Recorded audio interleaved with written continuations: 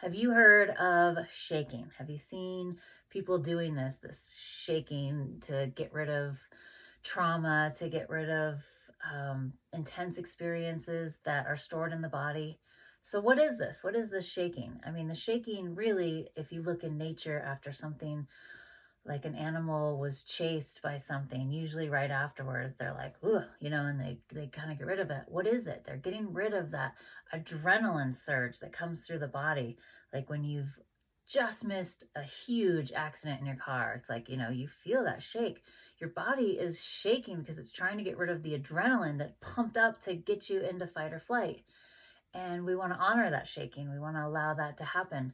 We also can shake when we get annoyed. Like if you've ever seen, let's say, ducks in a pond, and the ducks are swimming around, and another duck comes in and messes everything up, and they're all like, ah, like, and then, the ducks kind of shake it off and they go about their business. They let go. It's a form of letting go, and it's a fantastic way to let go.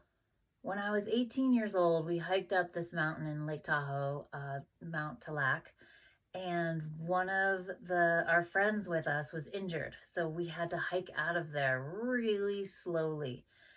So it was pitch black by the time we were kind of towards the end of the trail, towards the bottom, and I remember my brother turning around and running back up the trail, and I could barely see him, but he was like, "Bear!" And we can hear this huge, like, thumping of a bear coming after him towards us. And luckily, the bear ended up veering off and taking off in another direction. But I just remember my cousin's face, like, just who was with us, and his face was just so, eyes were big. And then he just looked at me and he was like, "Bah!"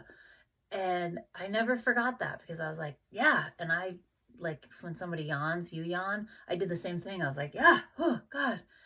And that is what shaking's all about. Can you shake years after a trauma to let it go? I don't know. I have heard that really does help for some people. But shaking is in our history. Like if you look back at tribes, we've always had dance. If you've seen a lot of tribal dancing, it's like shaking. It's not just, and flowing dance is really great too, but dance is a great way to release. And I think it's all about the release. So if you feel tense and tight, do some shaking. I mean, shake it out, go dance, however you want to do it. But shaking is a way to release.